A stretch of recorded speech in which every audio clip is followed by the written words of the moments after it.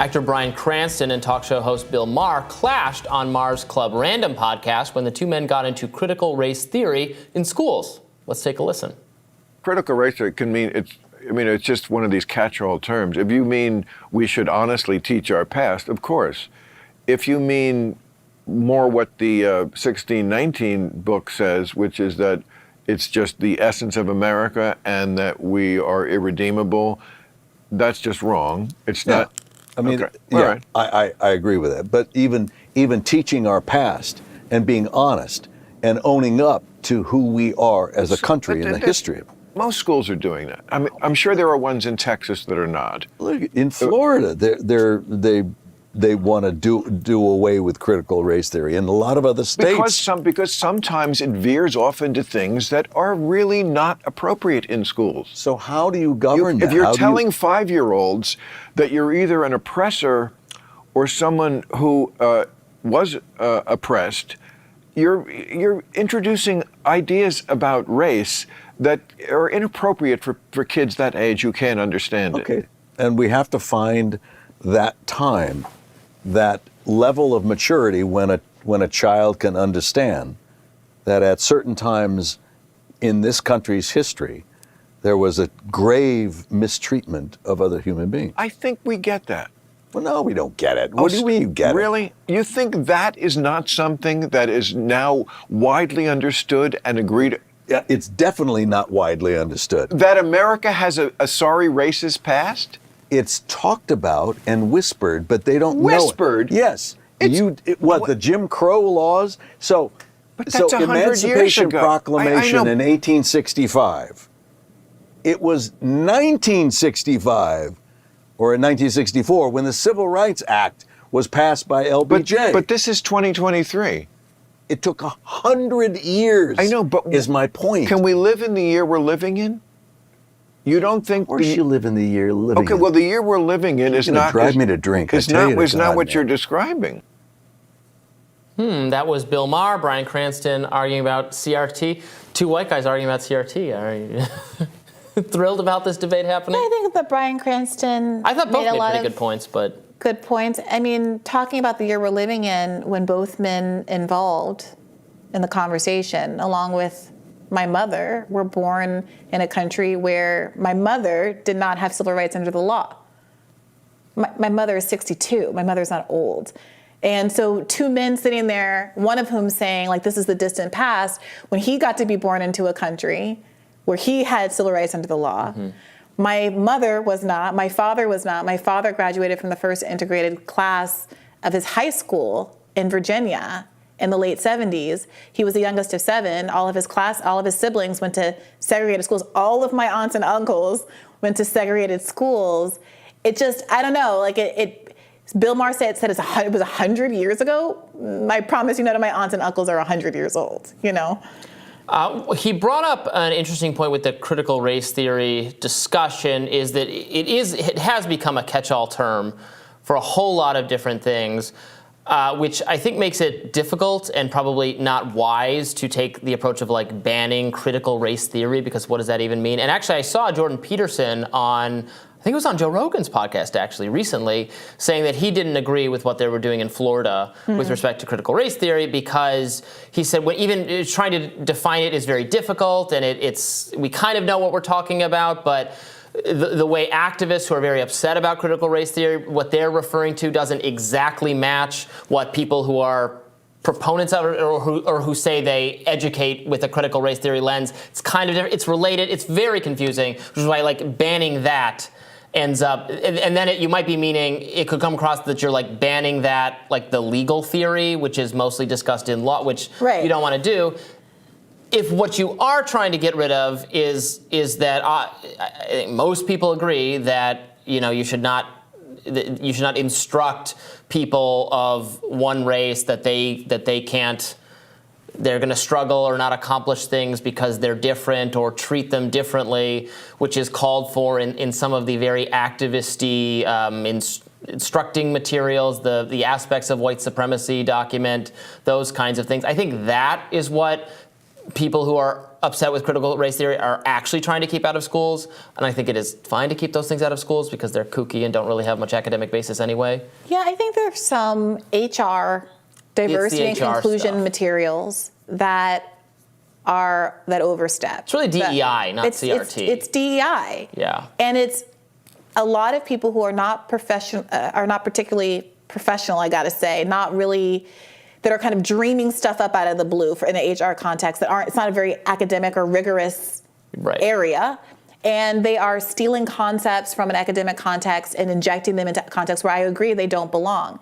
I also think that there is legitimately a phenomenon kind of described as Afro-pessimism that exists in the legitimate CRT realm, where CRT progenitors like Derek Bell do talk very pessimistically about the possibility of reform coming out of America's racist past, who describe America as kind of inextricably racist. And there have been some contemporary commentators like Ta-Nehisi Coates who have picked up on some of that theme. And I think that at times, Nicole Hannah-Jones also writes in that way.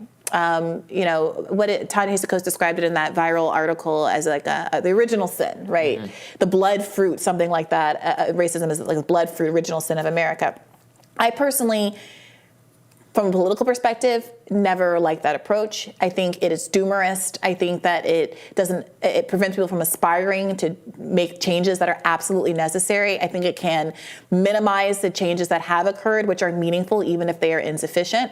And so I would agree that any language that is kind of Afro-pessimist, any language that would shift what is right and good, which is to say, people can be beneficiaries of a racist system, even if they are not in fact racist. That, I think, is a legitimate statement.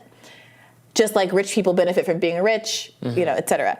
But saying like you are a racist because you're a white kid, obviously, I don't think that's right. Or the right? doomerism of expecting or failure from kids of color because they are part of that ethnicity, which comes across in some of these materials where it's like, hard work is an aspect of white people culture. So the fact that you're not hardworking is not your fault, which is just a very racist thing to say in the first place, because I don't think hard work is, I think it'd be racist to think that achievement is only something that belongs to white people. Yeah, I think that a lot of those characterizations are weird and wrong. I think there can be other conversations outside of a racial context about what kind of traits we value in a kind of academic context. I mean, look at the huge differences between what we value here and what is valued in places like China. Mm-hmm. I think some of how they do things is great and superior, and we should learn. Some of the ways that we do things are great or superior, and they should learn. I mean, there's all kind of different academic approaches about, do we emphasize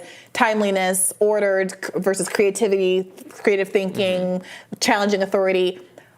All of that can be unpacked, but I do think that applying a racial lens to some of those things like hard work, diligence, timeliness is inappropriate.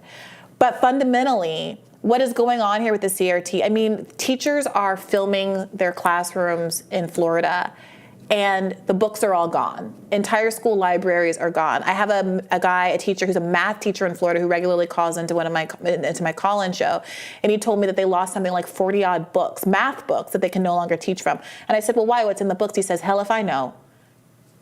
And so this is similar to the trans discussion we're having. I think that there are legitimate concerns that are mixed in here.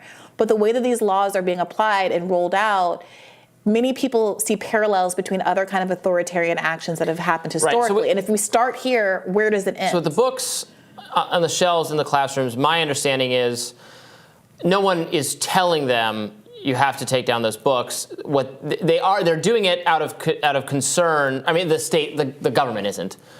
The schools are saying, we don't know, we'd have to go through all these books to see what's exactly in them to see if they're violating of this law. So because of the potential liability, we're not going to do that. And that liability, to be clear, this is a Washington Post article explaining this yesterday, the title of which is Hide Your Books to Avoid Felony Charges. Florida schools still teachers. So they literally criminalizing teachers if they make a mistake and don't self-censor their own book is incredibly authoritarian. I think the schools are overreacting to this. So you're supposed to tell a teacher, take a gamble, you might be thrown in jail. You might. I mean, I face- think they're saying exactly that to teachers, which is why they're Right. So they're taking down their- it's not like, oh, you get to make a choice. It's there is no choice at a certain point when the penalties are so severe. And if that's the America you want to live in, that's the America you live in. But I thought that the whole point of this country was that we didn't do 1984. Look, the state of Florida's thinking is they don't like some of the books that got put in the public school library, so they've set new rules for what those ought to be. And because they can't go through or determine what people were putting in their own classroom libraries, they don't get to have them. That's the trade-off they've made. If they wanted to empower parents to do a survey, if the state wanted to do a survey or come up with a specific list of names, then I think that that's one way that they could go about it. Instead, they put the onus on teachers and said, we could jeopardize your teaching certificate, your ability to earn an income, to do the thing that you've trained so hard to do and that you care passionately about, your relationship with all of these kids. All of that is at jeopardy because we're too lazy to actually figure out what we're actually mad at. And we're just going to say, if someone comes up with something and you haven't taken it off your shelves, all of these criminal penalties, felony, it's a felony. Penalties can come down on your head. It doesn't get more draconian than that. I mean, they're mad about inappropriate books in the school library. They want parents to have more say and input and not have a situation where teachers are bringing in potentially problematic books. Well, they're not. They haven't narrowly tailored a law or policy to do that. What they've said. In fact, I don't think there is a way to narrowly tailor a law and policy to do that, which is why I favor school choice and just letting parents choose the right school for them, and the school can have whatever policies it wants. And if you don't like the policies of that school, you would go to a different school. I think that would be the best solution rather than having one centralized, controlled approach by either Republicans and Democrats to mandate everyone be educated under the exact same standards and books and policies when we're a country that doesn't really agree and different people want different things. I think that should be fine, but we're fighting it out at the level of state policy. And in school, and I was being taught very conservative politics in the context of my education. My parents were aware of it, and they trusted their parenting skills, frankly, to teach me the way that they wanted me to be taught. And they didn't rely on my personal education happening solely in the educational context. And they understood that you're going to be exposed to things in your life. Your kids are going to be exposed to things that you don't agree with. And obviously there are limits. There's some things that are so extreme that I completely understand why a parent would want to intervene and maybe change schools. But I also think that there has to be some personal responsibility here from parents getting engaged with what their kids are reading, talking about it, reading their own selection of books to their kids at home if they don't like what's happening in school. Because certainly when I was taught that there was nothing wrong with the Confederate flag and that slavery was just a blip and all of these things that I learned in my school, I didn't internalize those lessons because I had parents at home that were very involved in my education. So it's a mixed bag here, and I think at some level you can't be trying to structure on a policy basis in the public school system level the intricacies of the specific lessons, parenting lessons that you want to instill in your kids at home. Well, it sounds like your school was getting over its skis as well. Parents don't want political indoctrination in their schools, or shouldn't want it right or left, or should at least have a choice in what kind of environment you get. It's so subjective, though. Everyone's going to think that something is indoctrination, and I don't mean to blur the lines here. Obviously, there are some things that we could kind of objectively as a community say are wrong, but if you can't come up with a list, if you can't even identify books that you actually think are the problem. Well, they did come up with a list. No, they didn't. Instead of actually having any kind of comprehensive list, they said you have to get rid of everything lest I find something that I have a problem with later. Well, again, the government didn't tell the teachers that they have to get rid of everything in their own classrooms. That's how the schools have interpreted it. No, they just said if you don't, you might have to go to jail, or you might whatever the felony penalties are. I'm not sure exactly what they are. It's like guidance from the federal government. Oh my gosh. We'll have more Rising right after this.